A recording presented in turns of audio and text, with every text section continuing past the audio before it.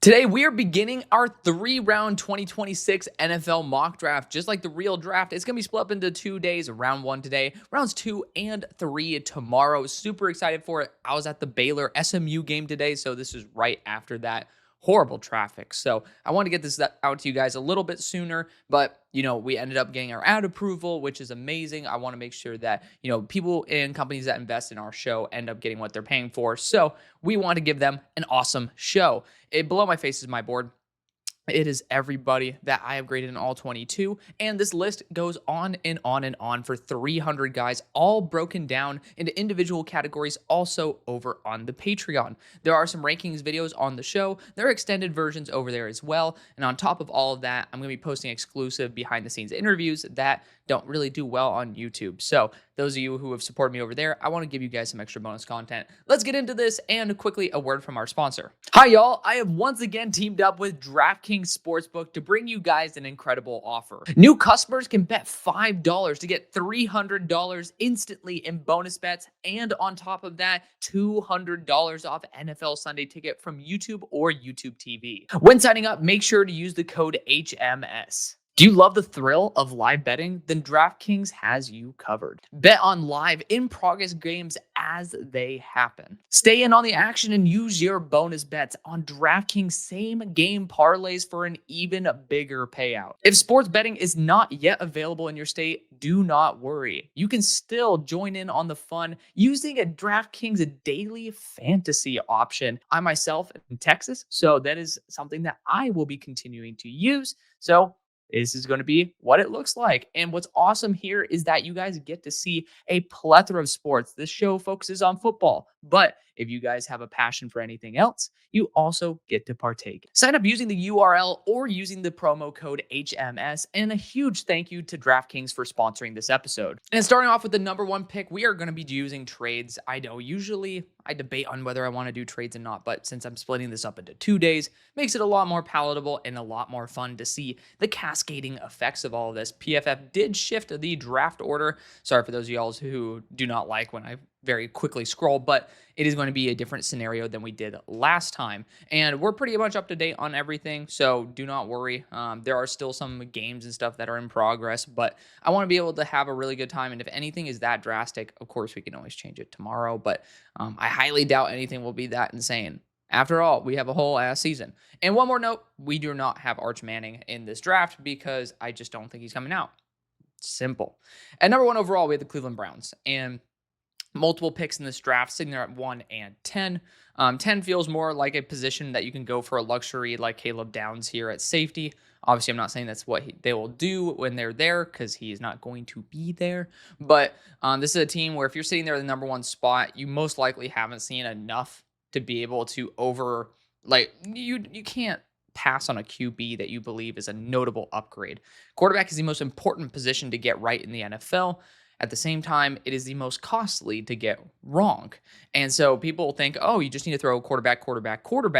Well, if they don't work, and again, this works for every position, but certain guys have more use. A backup quarterback, 90, especially third stringers, are the most useless players on your roster. I hate to say it, unless an injury happens, which does happen, it's the most useless because if they're not on the field, they're not doing shit on special teams. You could have a backup wide receiver who's an amazing gunner and stuff like that. So you got to get it right, though. That's the same thing. It's like, how do you balance taking shots versus being smart with when? This is a good opportunity to go after the best player in the class, in my opinion, which is Lenore Sellers. Still want him to get the finer details of the game down, which is just like obviously snap timing back in week 1. Just really didn't have that rhythm down, and he was pretty much getting delay of game penalties, and it's like, why? Like, this is something that is not necessarily something you should be dealing with on a consistent basis in college. Of course, we have the whole season to see, maybe it's early season jitters, something definitely to be keeping an eye on. But number 2, we have the New Orleans Saints, and based on especially how that week 1 ended up going, ending off on like a really hot note, and then under pressure showing a ton of proficiency, really good placement. This is somebody who I've been much lower on, and I still have my big red flags for Garrett Nussmeier, but his father in part of the front office, It just makes sense. Nepotism happens, and on top of that, Garrett has earned this spot more than pretty much any of the other quarterbacks have. I mean, I hate to say it, like Penn State hasn't really had a challenge. Cade Klubnik really did in that game versus Garrett Nussmeier come out the worst quarterback. Fernando Mendoza is putting up some legit momentum right now. Shout out to all the people who are in the professors group chat who are just doing an amazing job while I'm at the Baylor game, keeping me up to date on players who are making big plays and all that. So got to give a shout out to all those amazing people in there. John Mateer, excited to see him tonight. Obviously, we have some other players that we'll be discussing as time goes on. But for the number 2 pick, I think the Saints stick and pick and go after Garrett Nussmeier. At number 3, for the New York Giants, one of the first teams I feel very comfortable with either moving back or just taking best player available. I do think you could see a quarterback here. I don't think there is one at the moment that I feel more comfortable with than, trying to ride it out with Jackson Dart with all these amazing 2027 QBs, which, yes, once again, we are all excited about something that is in the future, just like a year before. We're saying, oh, look at the 2026 class. 2027 has some unbelievable freaks. All right. Arch Manning, because he's not in this, should be coming out that year. But DJ Lagaway, I'm forgetting NC State's quarterback, CJ Bailey. Dude looks incredible. And there's a multitude of other quarterbacks that absolutely deserve a ton of credit. I don't know why. I was getting worried for a second that college was starting to be a little bit low in terms of the actual quarterback talent, and we have just seen that be twisted on its head. Even true freshman quarterbacks are doing fantastic jobs. I'm super excited to see how everything turns out. Even like Bo Pribula, I think that's how you say his last name. He's somebody who could come out this class, but I doubt it based on the quantity of quarterbacks. We'll see what happens. But, another name that, again, we could be focused on if the Giants are in this situation. Again, all that being said, it's down to Caleb Downs as well as Spencer Fano. The question is, do you feel more comfortable with your DB room or your offensive line? And personally, if I have some concerns over my offensive line and see a player that is worth taking, I'm taking him all day, every day. Spencer Fano is fantastic. I mean, the dude just continues to put up great games as well. And Caleb Lamu's really, really good too. Glad to see Caleb Tiernan jump the rankings here, as well as we see an updated board for what PFF believes. So let's go after Spencer Fano here. Big fan of his game. Again, that right tackle spot, certainly something that you got to make sure is spot on, especially when you want to protect your quarterback and be a very consistent offense in a division that is a really gritty defensive division. So really like that for the Giants. Spencer Fano, tackle out of Utah at number 3. Number 4, we have the New York Jets, and this is going to be one of those quarterback spots. I mean, as much as I want to go Caleb Downs here, if you're sitting at 4, you're going to go after a QB. And I'm going to be pretty consistent here. It's down to 2 different quarterbacks. Once again, Arch Manning, if you guys did not hear the start of the episode, Arch Manning not considered coming out in this. Drew Aller, Fernando Mendoza. Cade Klubnik struggling right now. For me, he was, I believe, quarterback 5 or QB 6 coming into the year. I think it was QB 5. And I was really hoping to see him take that extra step up. It almost feels like he's taken a step back. Knock on wood. We see maybe there's some lingering shoulder tweak that he ended up, doing a Bills crash the table shit, being dumb and young, and now in week 3 he ends up being healed from it. God forbid that ends up happening, because I don't ever wish injury on players. But I'm just saying for Cade, hopefully it's not an actual regression step. Maybe there's just something that's causing it to be 20% off that's making 80% of the difference. But Fernando Mendoza has been red hot. He is my QB3, and then actually with Arch, not showing the progression remotely that I expected of him, he is my QB2, Fernando Mendoza. Drew Aller, again, I've moved down Arch Manning to, I believe, QB10, and I'm just not even considering him in this class in the first place at this moment. But it's right now, number 1, Lenore Sellers, number 2, Fernando Mendoza, number 3, Drew Aller. And again, Garrett Nussmeier will get reevaluated. I do love seeing how well he handled pressure, and so he should end up taking a notable jump. Once again, though, Garrett Nussmeier, the frame does scare me. I'm looking at both these players, and Fernando, we'll see how he holds up with the Big Ten. It's going to get cold, and I think the winter time is going to be super crucial to see how Mendoza handles an environment that will be similar to what the Jets will need when they're trying to make a playoff push. One of the guys who I have a lot of trust in is Drew Aller. He has shown up in big moments, especially when it gets cold as well. And you might say that's some bullshit analysis, and I respect it if you believe that, but I promise you it's not. I mean, I've played in like multitudes of weathers from being like over 100 degrees down to being in like the 40s and even the 30s. It's a big fucking difference, man. Like, you gotta be honest. If you go on vacation, right? If you go on vacation and you feel like it's 70, the humidity is at 60%, you're just chilling, the UV is at a 9, you're just like relaxing there. That is a great vibe. Are you telling me that the way you feel when it's like that is the same when there's a damn freaking ice storm coming into your town? Hell no. Same thing for football, especially when you got 300-pound dudes who are trying to take your head off. Drew Aller also better frame, also proven in that environment. Penn State, not too far from New Jersey. Number 5, we have the Tennessee Titans. And at this point, we'll see how Kevin Winston is going to be doing health-wise. I know that there was a slight setback with hamstring, and I'm hoping the best for him. But Amani Hooker also up. The question is, do you want to go Caleb Downs or do you want to go Jordan Tyson? Because Tyson's amazing. I mean, he is a fantastic player. But for the Titans, I do think that with Calvin Ridley, even though he is not the youngest chick on the block, like, he is a really damn good player that I can rely on if I want to develop other receiver talent. Defensive backs like Caleb Downs don't come all the time. Pause. But Caleb Downs is a fantastic player. I don't think I want to pass up on this opportunity to get somebody who is the best non-quarterback in the class. At number 6 for the Panthers, and again, this kind of feels like chalk to something that I have been doing, but I mean, I feel very comfortable if the Panthers are sitting at 6, looking at Peter Woods and being like, this guy has incredible strength. He has incredible upside as well. I mean, his splash plays are just jaw-dropping, best in the class. But huge fan of Peter Woods. I do want to see if we can try to get a little bit of a Trader Rooney going on in here. And I think with the Raiders sitting here at 7, there's certainly some concern as to whether, Geno, like, something had to go wrong with the Raiders. I know the defense isn't necessarily the best, but, when you do have Pete Carroll, he elevates defenses, and they have, in my opinion, a pretty solid weaponry core and also pretty good O-line. So in totality, a really solid offense. I'd find it very hard for them to be at 7 without something on the offensive side going wrong.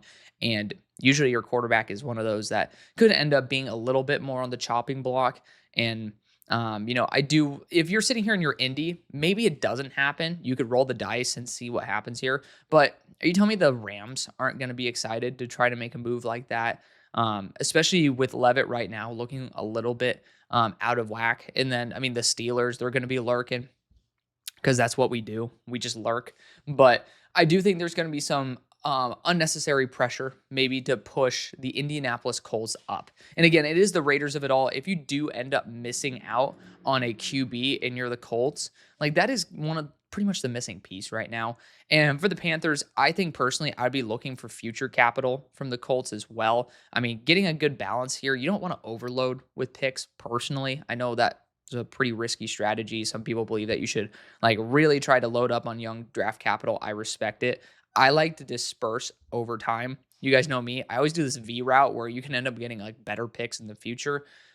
Feel free to disagree with this, by the way. Again, future capital doesn't matter. If you want to switch it to a third, let me know. But at the same time, it's not going to massively affect anything. So we're going to be going and making this trade with the Indianapolis Colts. Again, jumping up 3 spots and selecting our star quarterback, Fernando Mendoza. With all these other quarterbacks, either A, with Arch Manning going back to school in this situation, or having some big question marks, I think going after the player that has shown the most potential and the biggest moments, especially with Surratt. I mean, think about Surratt ended up having multiple touchdowns today.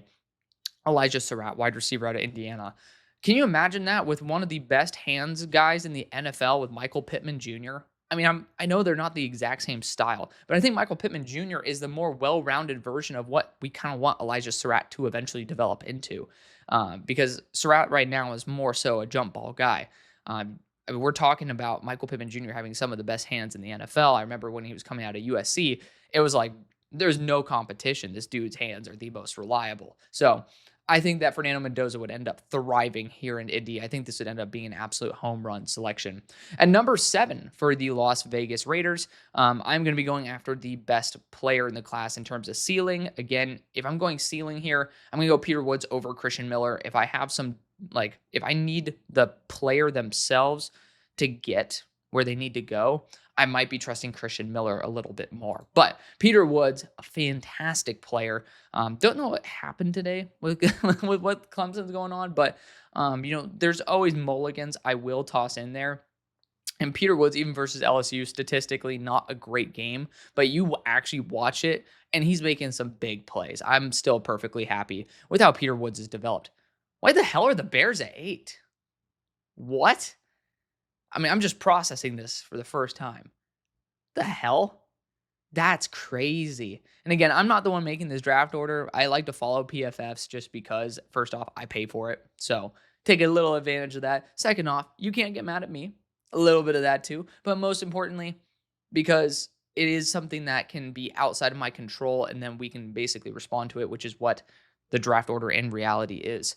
Now, every single year, there's, I believe, 4 playoff teams minimum that do not make it to the playoffs again. And so there's going to be some shakeup compared to what we believe it should be. But if the Bears are sitting here at number 8 overall, something went wrong big time. I don't know what that would be. Like genuinely, like what the hell would happen? But running back's not my choice. I'm going to go after the highest ceiling edge rusher in the class, and that's TJ Parker. I love a lot of edge rushers in this class. Ruben Bain, I have higher than TJ Parker. I just think TJ has the most untapped potential, and I just know Dennis Allen coming from like that Mickey Loomis in his ear is all going to be like, look at the measurables. This guy's 265. He's still developing as a processor. You could end up getting this guy at number 8 and he should be worth the number 1 pick. I already know there's some bullshit like that could end up happening. You can go either way. I respect it. I'm going to go TJ Parker here out of Clemson. Again, someone who I'm lower on, but I do see so consistently mocked up high. I like to do a consensus blend with my opinions. So you guys are not, I mean, you can just watch my rankings videos if you just want to hear exactly how a draft should go in my eyes based on talent. Like, I want to be able to give you guys an accurate, like something where you can end up watching like ESPN. I mean, they have some really good draft analysts there. So, Jordan Reed mock draft where he's selecting players. And then you can end up coming here and saying, okay, well, there's certain guys that the consensus is viewing in this range. And then this is actually a spot where Alex is like putting in his own opinion as well. Obviously, all these will have my opinion, but maybe the player specifically like TJ Parker, I'll end up selecting based on something that I feel would be popular or on most importantly, got to use the logic here, a good fit, right? I just might not think that TJ Parker is worth it over Ruben Bain, but I do think that the majority of people right now are in the headspace. So I'm going to pretend like the NFL is in the same headspace, which it never is, that believes TJ Parker should go at 8. That's a long-winded way. I mean, whoever I'm taking Ruben Bain to, swap him with TJ Parker if you want Ruben Bain, because I can guarantee you my thought process is going to be very similar, except I love Ruben Bain. Number 9, Carolina Panthers. We missed out on Peter Woods, and honestly, I kind of wanted to do this because I've just been like so into taking Peter Woods that this is throwing me for a loop. It really is. I mean, there's a lot of players who I really, really like in this room, and again, technically speaking, I mean, quarterback, if Bryce Young's not doing it, there is that opportunity with Fernando Mendoza if you did not want to move. But I mean, looking at areas where you can end up addressing, I don't think offensive line warrants a number 9 pick. It's a very hot take, but I would look at Kenyon Sadiq here at number 9. Getting a super weapon like Sadiq is he's going to be somebody who is worth a top 10 selection easily. We're talking about Colston Loveland. I don't think Colston Loveland's in the same league as Kenyon Sadiq.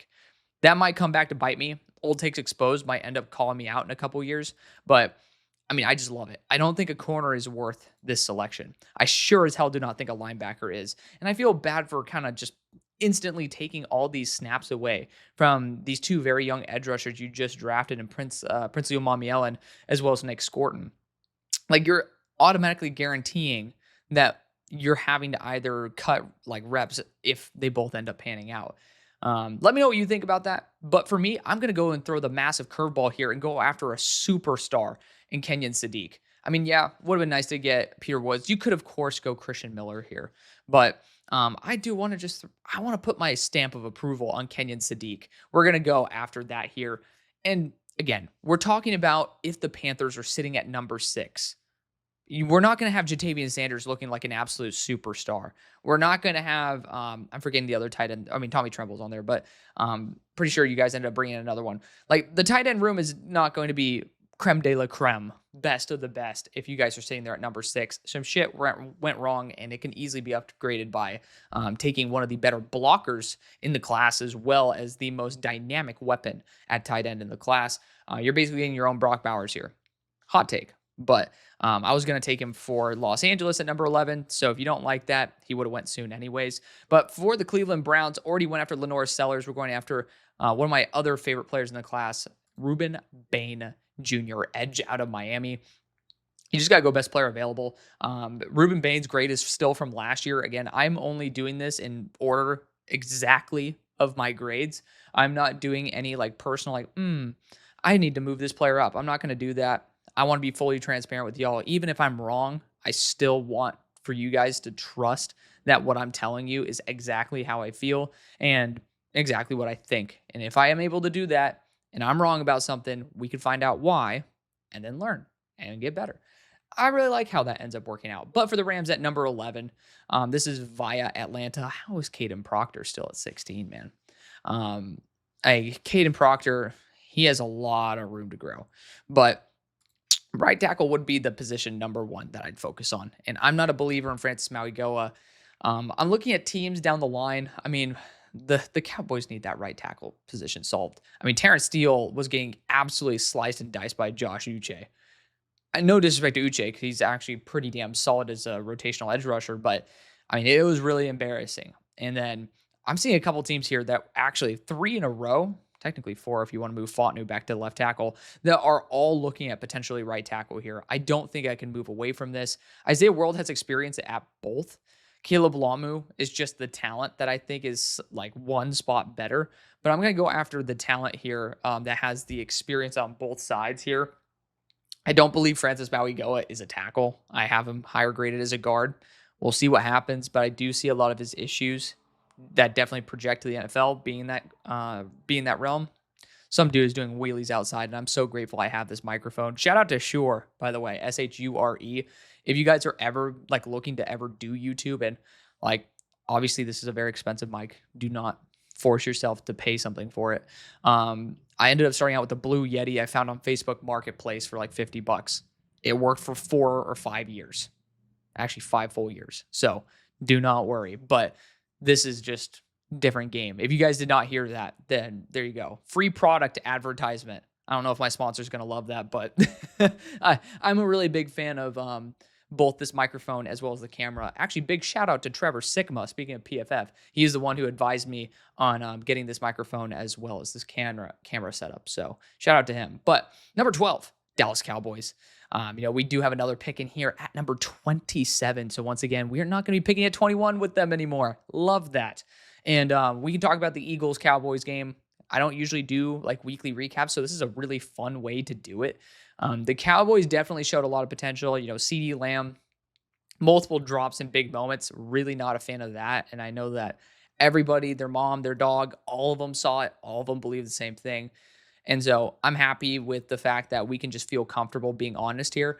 There's a player who I think is going to continue growing and developing into a superstar that fits exactly the profile of edge rusher that the Cowboys have drafted in the past and have a desire to have on their roster based on their current composition. And that's LT Overton here. You could talk about Keldrick Falk all day.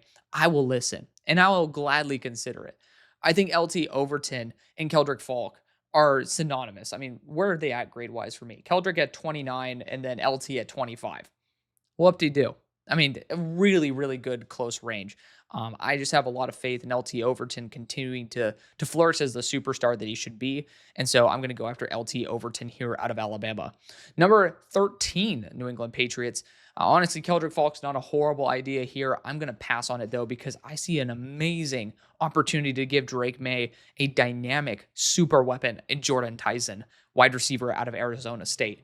I mean, I know this has trades, but there's just opportunities where you see Ruben Bain. Like Isaiah World, it was because of the fact that we have all these teams where I'd feel very comfortable going after Isaiah World. But like LT Overton, Jordan Tyson, like the perfect player is just falling into the lap of these teams, and I just feel so comfortable with it that I'm not gonna just say no. Like, I do think that there's certainly, a level of, like, reality that we just gotta say, you can't just force a bunch of trades. And it's also not super realistic. I love to do trades because I'm thinking like, oh, like look at this. We can jump these teams. It's fun. And that's why we do this. It's all a thought experiment and we get to hang out together while talking football and also having a great time. But number 14, Seattle Seahawks. You could talk about exercising that fifth year option for Sam or fifth year option. That the longer term because you signed him to 3 years, but it could be a 1 year out. And you could talk about John Mateer here honestly would not be the worst idea. I personally don't believe that Milroe is the long-term answer. However, I do think that this is a prime opportunity to solve the boundary corner 2 situation that I have been itching to solve for the past year. And there's a lot of very good corners in this class. Interesting. Is Kamari actually playing reps at boundary corner right now? No, he's playing the slot. Okay. I assume they don't want to put him at safety so people don't get confused. That's why Jalen Kilgore is here. I wish they had a slot cornerback / safety because they used to. It used to just be DB. Like, I feel like that's a lot more intuitive than just corner because most of the time slot corners can also be versatile. You think about this past year, Andrew Makuba.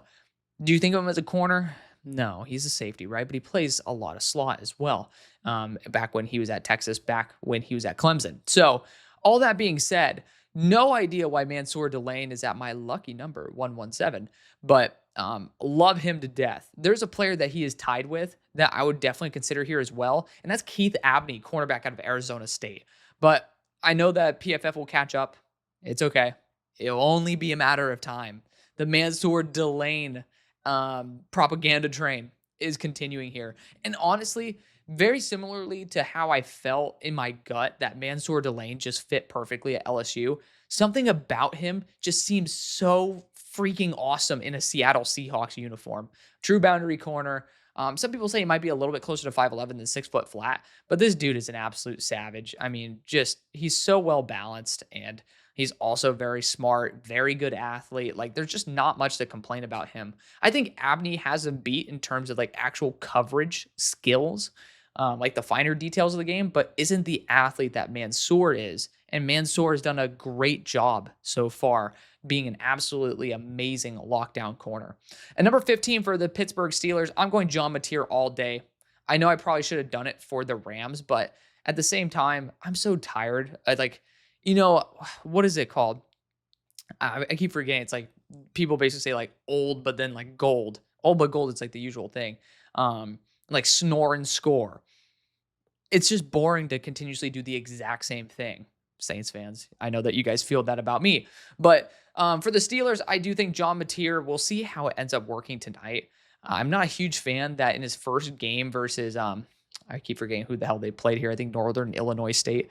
But ended up throwing an interception. Not a fan of that. But again, when you're just messing around, sometimes you get a little crazy. And I do think that his skill set works really well with the fact that we're going to be comfortable with Rodgers' big play ability. That's what John Mateer does the best, these high level throws.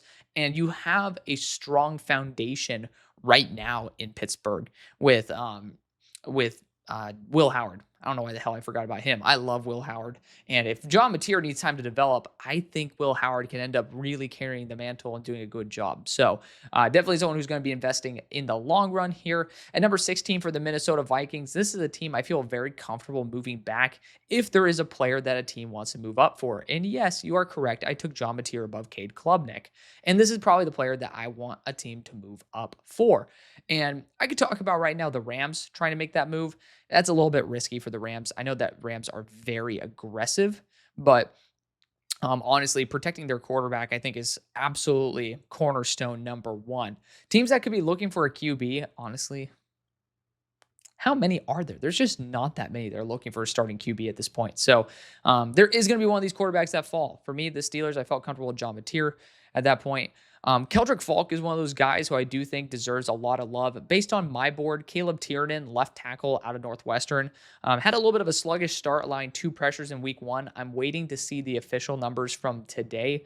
they just mollywopped somebody. It's not going to be translatable. I still want to make sure that in an easy game, he's not allowing pressures. Christian Miller, honestly, not a bad option, but do we dare go after D Orange? I loved Dominic Orange in preseason. This dude's an absolute plug. No idea why the hell Iowa State keeps putting him like they're at least using him properly in this aspect. But there's just certain reps on the goal line. I know Trev ended up tweeting out about this one, but oh, I guess they haven't uploaded the Iowa game. Yeah, they were using him out at like fucking edge on the goal line. I assume they were just guessing that the run was going to that side and they're just going to want to overpower where Jennings Dunker was. But first off, Jennings did a good job on the goal line. Same time, he got decleated and flipped. Love that. But you guys know me. I'm like the exact opposite of Trevor. I'm going to go all day, every day into the Jennings Dunker against the Jennings Dunker hype train. But Dom Orange to me is so awesome. And I want him to be a plug. My problem is I do want to move for that to happen. So like, what's a big threat here? The next pick, I do feel very comfortable with Keith Abney coming in. And so is there any team that I feel that needs, damn. You know what? I'd feel a little scared about the Dolphins continuing to invest in the offensive line because I don't know if I really trust Jonas Avendia to be a long-term tackle. And even if he is, it's like, is Patrick Paul going to be, especially if you're at 17? So you know what? I think that we can end up talking about, because one of my favorite players is still on the board here, and Caleb Lamu, tackle out of Utah. I'm going to make a small move up with Arizona. And again, I already know I'm going to ruffle some feathers with my Arizona Cardinals fans. I do like the idea of being able to flip some picks here. And I see a good amount of gap here in the 196 to 291 range. Personally, you can end up talking about, because this is about pick 120, which to be fair is exactly what this is. But we're going to get Philly's pick back. I really do think that securing your top end tackle, because again, please think about it through the way I view things as well, because I try my best to be pretty objective. But I don't think Austin Barber's a tackle. Everyone doesn't believe Jennings Dunker's a tackle. I don't believe Francis Maui-Go, and the majority of people at this point don't believe that he's a tackle. Caden Proctor's not ready. Caleb Tiernan's great. You can end up talking about it, but he also has 32.5-inch arms, so you can end up having a little concern there. Blake Miller, do not like him. Watch that Texas game last year. Watch the most recent game as well versus LSU. All of that scary. Xavier Chaplin, a left tackle as well, but doesn't have the movement skills that Caleb Lamu does. Max Ianker, some people really like him, not fully sold. They talk about Trevor Gooseby, but still waiting to see some consistency there. He actually had a pretty solid start. Tomas Rimac, I do not want him playing right tackle. VT, don't know what you're doing. You should play him at left tackle. Just saying. Think it's a lot better for a left guard to be doing that. But like, regardless, look at that. I just went through the entire tackle class telling you guys about how uncomfortable I am with it. So we're going to be going after Caleb Lamu here, tackle out of Utah. And for the Dolphins, I definitely consider Tiernan here because I really love Tiernan. But maybe Lamu's just going to be their guy. I feel like he fits a little bit more of the overall profile that they go for as well. So I'm actually going to go and I'm going to select one of my favorite corners in the entire class. And he's tied at number 1. This is Keith Abney II. He is as Velcro as D'Angelo Velcro Ponds. I mean, this guy sticks to especially bigger receivers as well. When you're talking about going up against Jordan Tyson, who Keith Abney will have a lot of experience against, you definitely need to have somebody who can handle big ones. And especially with Buffalo as well, like you need somebody who can handle some physicality. And so I think Keith Abney would be perfect for that. At number 18, of course, the Vikings missed out on, I ended up having a tongue twister there. Miss out on Keith Abney. But the guy I was targeting all along was between Jermod McCoy and Avion Terrell. Like, I feel a lot more comfortable getting that 4th round selection and then being able to select a player that I feel a lot more comfortable in this particular system than Keith Abney. They like a lot more speed. And technically speaking, that's not Jermod McCoy's game. That's Avion Terrell, who has also done a very good job at punching the ball out. Once again, I know a little bit old, a little bit boring because I've done Avion Terrell as well many times to the Vikings, but it really does fit. I mean, you think about Isaiah Rodgers, this is literally a better version of Isaiah Rodgers. So I like Avion Terrell here. At number 19 for the Denver Broncos, what's a position they already have that's really good, but they can just do a little better? Well, Kenyon Sadiq's not available. So I was going to say we could talk about that, but I also know that they like to go best player available. I'm looking at Keldrick Falk here, who could play some edge, play some interior as well. I do think that, especially with the Nick Bonito of it all, they're not necessary. They're going to have a pretty strong identity, and I don't want Keldrick Falk to be pretty much permanently pushed inside. So, like all that being said, like another position that people just for some reason forget about is wide receiver for the Broncos. And I mean, Chris Bell could be fantastic. Burner, also short range. Just somebody who is my second favorite wide receiver in the entire class, right above Mekhi Lemon. Just really good dynamic weaponry there for the Broncos. I mean, you could talk about some linebacker talent at this point because there's some very good ones.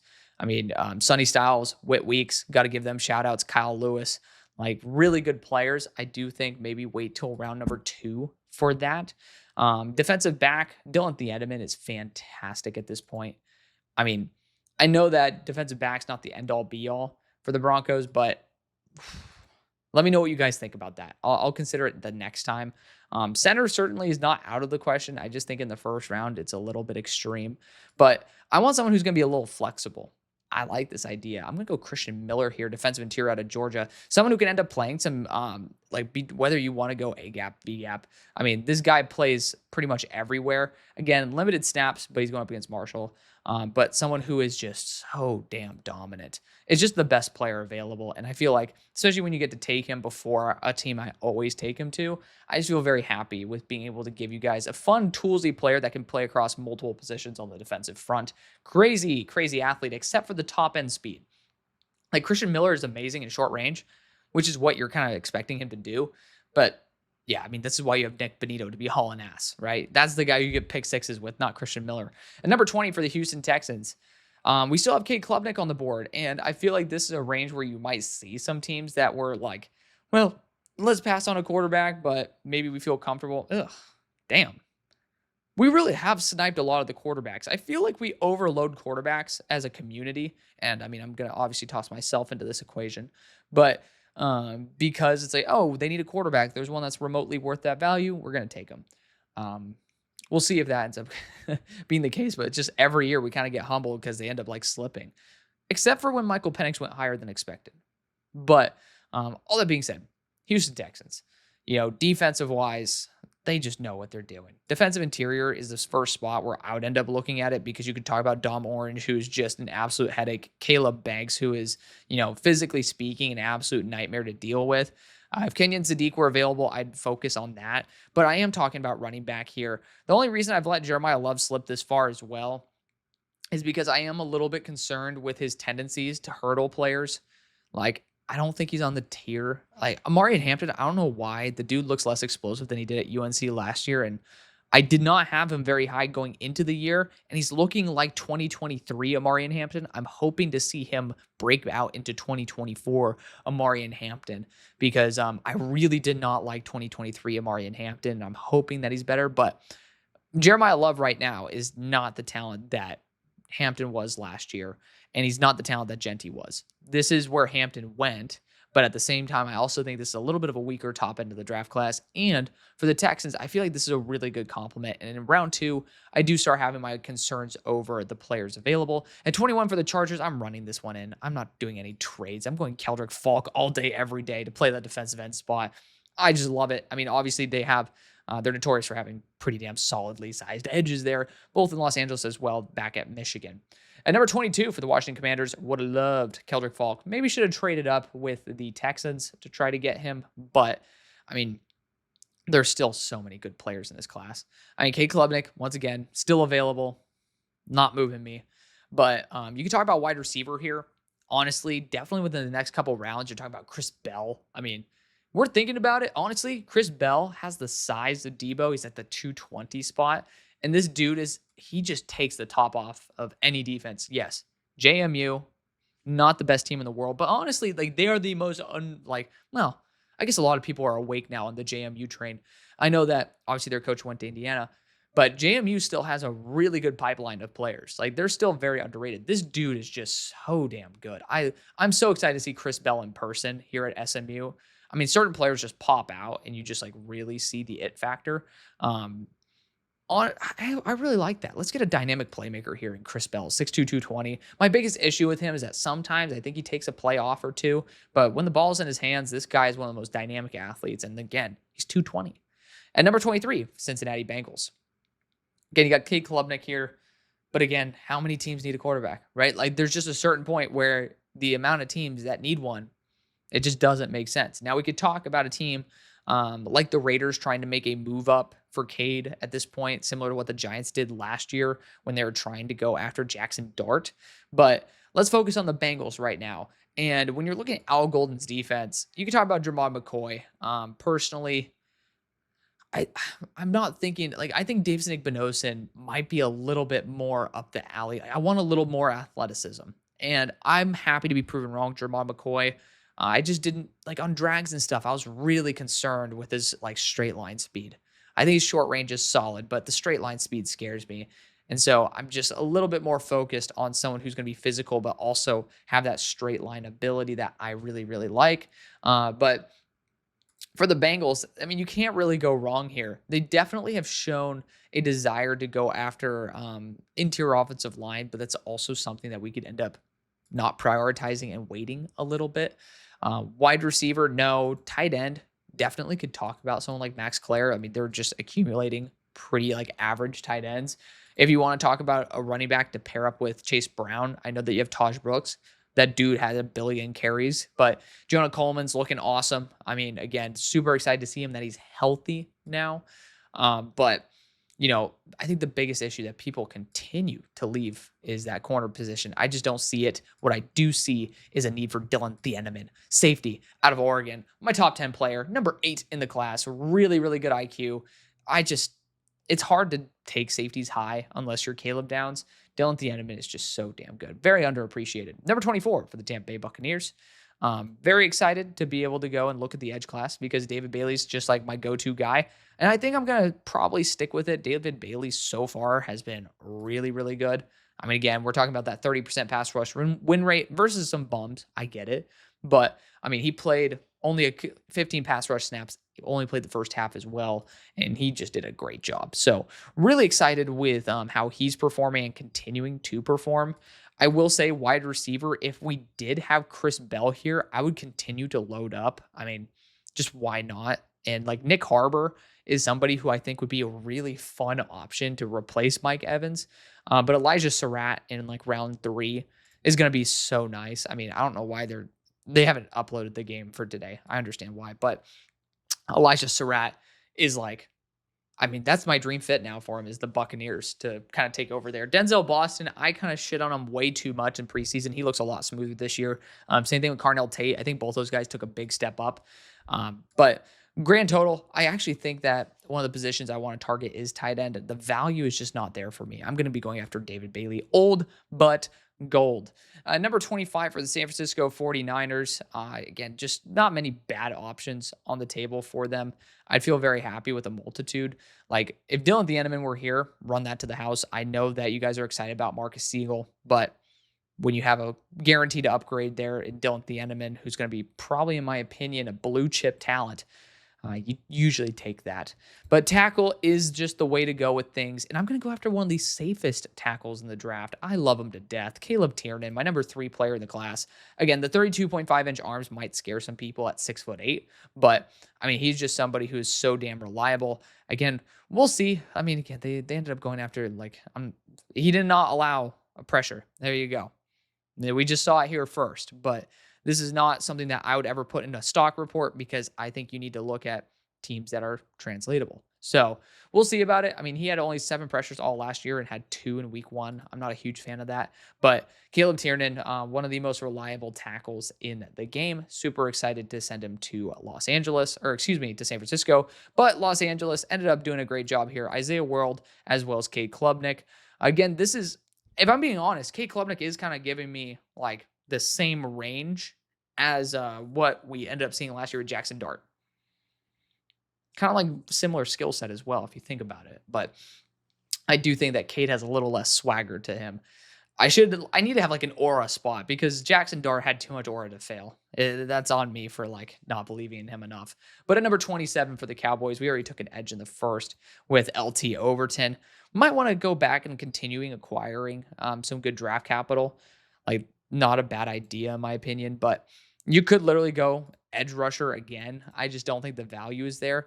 Let's continue to invest in the defensive interior. I think Kenny Clark did a fantastic job, but when you are benching your like former first round pick in Mozzie Smith, I don't think Joe Toya, his first name Joe, Jay Toya, I don't think he's all that. Like, you need to have some youth there as well. And especially with Kenny Clark there, I just think continuing to invest in your defensive line is going to be the smartest thing you can do. You can talk about offensive line here, but the value just isn't there. Caleb Banks, defensive interior out of Florida with 35-inch arms, is going to be my selection. So a huge overhaul of the defensive line. And number 28 for the Kansas City Chiefs, I just realized we have not selected with them yet. A lot of really fun, intriguing options. One of them being in that guard role, Tomas Rimac, one of those guys who I really, really like, who also has that tackle flexibility. I'm glad to see Charles Jagasaw still in the top 100. But, for me, I actually think that might be a move that I really, really like. And I think people are going to get on the train. Caden Green, I don't know why the hell Missouri put him to tackle. They're like, he's our best lineman. We need to do that. But this dude went up against freaking Dylan Stewart in week 1 as a damn left guard transitioning to right tackle. Like, what are we doing here? And only 2 pressures on 75 reps. I mean, he was pretty damn valiant. Definitely a name that I want to keep on the table. But I do think you could try to look at another weapon right now. I mean, it's not off the table. Tell me how much bullshit is going to happen when you have Nick Harbor running down the field on the Chiefs. Fuck it. Let's go. Nick Harbor joins the Chiefs. I mean, just an absolute monster of a dude. It's perfect. And he's looking so much better this year. I mean, he already had the route running savvy. It just was the polish that you wanted to see. And yeah, the offense is finally kind of being a little bit more awakened to it. And number 29 for the Detroit Lions, I've always just been focused on going after edge for them. Mateo Uiagalelei fits the bill. Kenyatta Jackson fits the bill. Cassius Howell had, I think, 3 sacks in a row today. Love that. Good edge class. Bottom line, very good edge class. Trying to see if there's any other guys that, we can end up talking about. Like Ethan Burke down the line. Oh, Kwa Rusaw. Really, really fun. Trey White as well. Good UDFA option this year. Joshua Joseph's a little bit on the lighter side. Bottom line, there's a lot of really good options for the Lions in that realm. Maybe we could look at some other options here. Running back, obviously pretty damn solid there. If you want to go for more of a bruising back for the long haul, you could discuss that. I am not. Linebacker, I think, is the best way to go. And you got Sonny Styles here, Whit Weeks. I mean, Whit Weeks with the flow just feels so like he feels like he'd fit in really, really well. But Sonny Styles is just a dog. And like, do we have the other linebacker in here from Ohio State? I know that finally PFF has started to put some guys down here that haven't had like full official grades, but I guess not. And maybe I'm wrong. Maybe he's a true sophomore, but the other Ohio State linebacker, really like him as well. We're going to go Sonny Styles here out of the Ohio State University. Number 30 for the Baltimore Ravens. Trevon McCoy is available. Honestly, a big physical boundary corner, not a bad idea. Especially after you lost Brandon Stevens.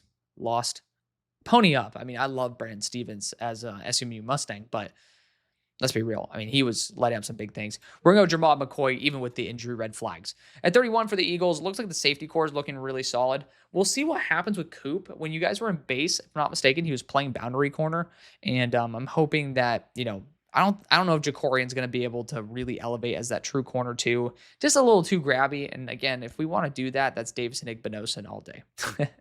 Like, we got Davison Igbinosun in this class, who you'll have on like a 4-year contract that's much cheaper than having to re-sign Jacorian. But, Jacorian, definitely someone who you want to keep your eye out for as someone who could take the step up. But I really love Mac McWilliams in the slot. The area that I'm very concerned with is how that defensive interior situation is going to look.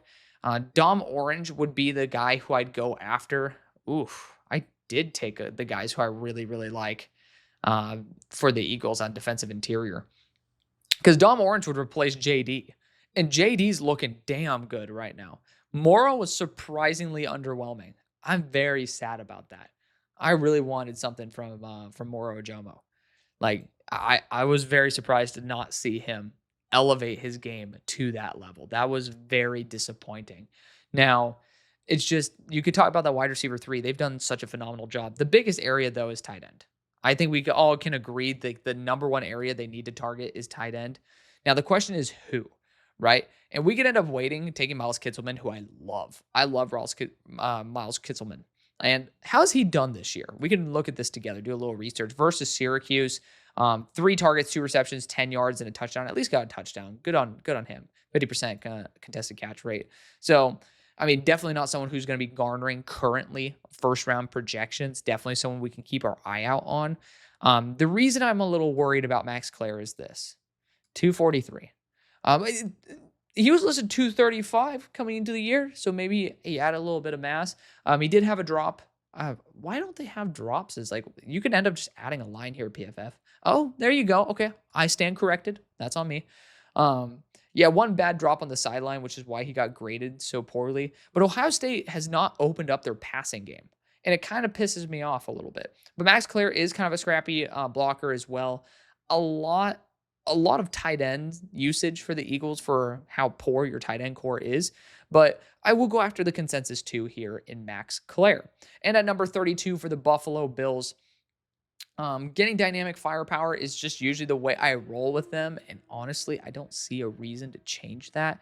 Linebacker is 100% on the table for them, which would force me to do a trade back because I just don't want to go after a linebacker right now that's undersized here in the first round. Too low of a hit rate. And then when you have that size factored in, it really does get a little bit scary. Like Francis Mauigoa, you could talk about CC here, but I'd want him to go to a team that could end up putting him at guard. And I mean, we could end up talking about the Browns. I think honestly, the Browns can make a small move up here and select Mauigoa to play a guard role for them. I mean, not a bad idea. And then he can also compete at tackle. Personally, I think it's not a bad idea. We're going to consider it. We're going to consider that. Any other teams that are looking at interior offensive line, at least aggressively, could technically talk about the Bears. I'm not trading up for CC Mauigoa for the Bears. But Saints, no. Other teams, no. But I do think that, Mauigoa getting that 5th-year contract as well while you're figuring it out, definitely going to be worth something. And also, it's always fun to see a team get 3 first-round picks. I mean, that's kind of baller. So I'm going to end up looking to recomp here. We're going to go 146 and get 171 in return. You could try to toss in something else as well. Like maybe you toss in like the Houston 5 and, you end up getting around 4. Who gives a damn? We're just going to do 33, 146 for 32 and 171. And Cleveland Browns have moved up to select Francis CC Mauigoa. Let me know what you think. Stay tuned tomorrow for round 2 and 3. Thank you again for showing the love that you always do. Thank you to DraftKings Sportsbooks for sponsoring this episode. And I'll see you later. Peace.